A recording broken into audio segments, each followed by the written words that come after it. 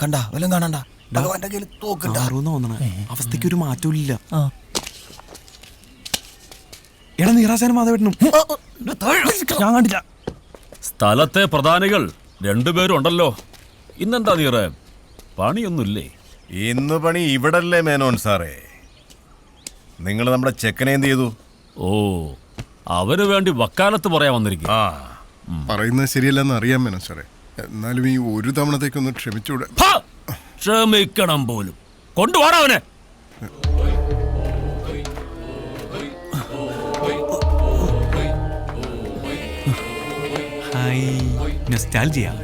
നാട്ടുകാർ ഈ വക സമ്പ്രദായത്തിൽ ഒരു മാറ്റൂല അല്ലേ?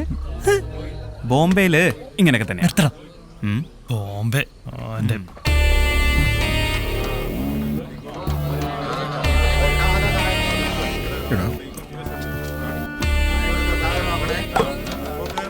വള്ളിയും തെറ്റി പുള്ളിയും തെറ്റി.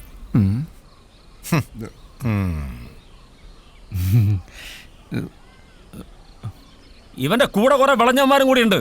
എല്ലാറ്റിന്റെ നോക്കി വെച്ചിട്ടുണ്ട് ഞാൻ. നിങ്ങളേടാ? എടോ മാധവ, തനിക്ക് ഉളുപ്പില്ലടോ. കാശ് ചക്കച്ചോള പോലെ എണ്ണി വാങ്ങിച്ചിട്ട് തിരിച്ചു തരാൻ പറ്റാണ്ടാവുമ്പോ കണ്ട പിള്ളേരെ വിട്ട് മോട്ടിക്കല്ല വേണ്ടത്. തൊണ്ടി സഹിതമാണ് അവനെ പിടിച്ചിരിക്കുന്നത് ഞാൻ. അവനെയൊക്കെ പിടിച്ച് അകത്താക്കുക വേണ്ടത്. നിർത്തണോ? കുറെ നേരമല്ല മേനോനെ. ഇതൊക്കെ ചിന്തിക്കുന്നതിന് മുമ്പ് ഒരു കാര്യം ഓർത്തോ. സൂര്യൻ ഉദിച്ച് ഉച്ചയിലെത്തിയ പിന്നെ പെരുപത്ത് കടവുകാരുടെ നാക്ക. വെറുതെ നാട്ടുകാരെ കൊണ്ട് അതൊന്നും പറയിപ്പിക്കണ്ട.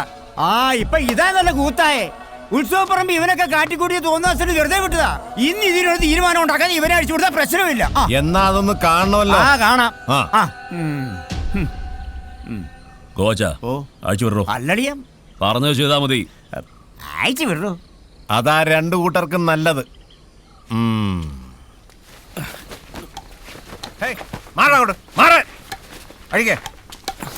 ഇങ്ങോട്ടിറങ്ങാ.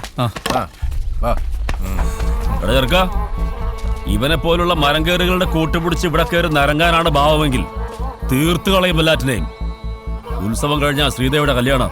അതിനു മുമ്പ് ഈ പരിസരത്ത് കണ്ടുപോകരുത് ഒരുത്തനെയും. മേനോനെ, ഇവന്റെ കൂടെ അവൾ ഇറങ്ങി വരാൻ തയ്യാറാണെങ്കിൽ ഈ പെരുവത്ത് കടവത്തെ മണ്ണിൽ അവരൊരുമിച്ച് ജീവിക്കും. വാടാവിനിയ. വെല്ലുവിളിയൊക്കെ കൊള്ളാം, അത് പിള്ളേരുടെ കാര്യം. പക്ഷെ മാധവ, നമ്മുടെ കാര്യം മറക്കണ്ട. 8ാം ഉത്സവത്തിന് ഇനി അധികം നാളില്ല.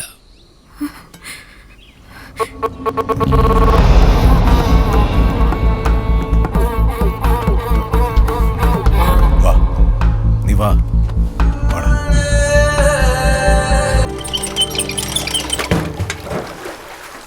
എന്റെ തലവിധി, അല്ലാതെ എന്ത് പറയാനാ? ഒരു തുണിയില്ലാതെ 2 എണ്ണത്തിനെ വളർത്തി ഇത്രയും വരെ എത്തിച്ചു. ഇതിനി അറിയാൻ ആരും ബാക്കിയില്ല.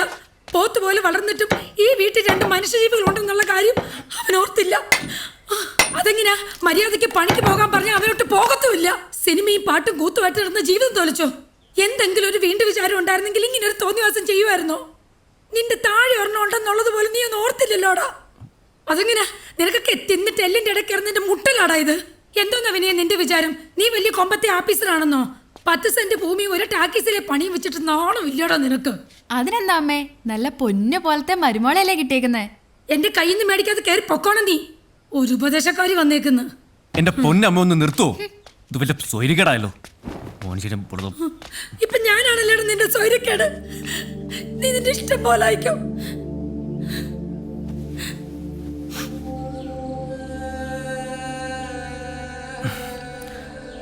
അല്ല നിറാശൻ, പണ്ട് വനജേച്ചിയായിട്ട് ഒളിച്ചോടിയപ്പം പേടി തോന്നിയില്ലേ? എടാ വിനയ, എടാ ഓരോ മരത്തിലേക്കും വലിഞ്ഞങ്ങ് കയറുമ്പോ ഉള്ളൊന്ന് പെടയ്ക്കും. പക്ഷെ അങ്ങ് മുകളിലെത്തിയാൽ ആവേശത്തോടെ അങ്ങ് കൂവിത്തീർക്കും. എടാ പെരുവത്ത് കടവും നമ്മുടെ മനസ്സും ഒപ്പമുണ്ടെങ്കിൽ പിന്നെ എന്തിനാടാ പേടി? അന്ന് എനിക്ക് മാധവൻ ഉണ്ടായിരുന്നെങ്കിൽ ഇന്ന് നിനക്ക് ഞങ്ങൾ 2 പേരും ഉണ്ട്.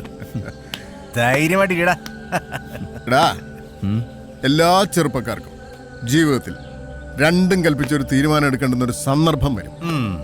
അത് മിക്കപ്പോഴും സ്നേഹിച്ച പെണ്ണിന് വേണ്ടിയിട്ടുമായിരിക്കും. അല്ലടാ? പിന്നെ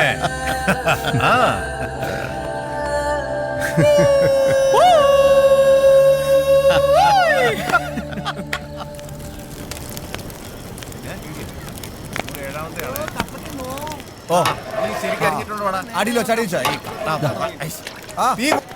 എത്ര കാലമായി നീ കിടക്കുന്നു കണ്ടു. കഴിഞ്ഞോടി വേഗം ആവട്ടെ, അവിടെ തുടങ്ങാറായി.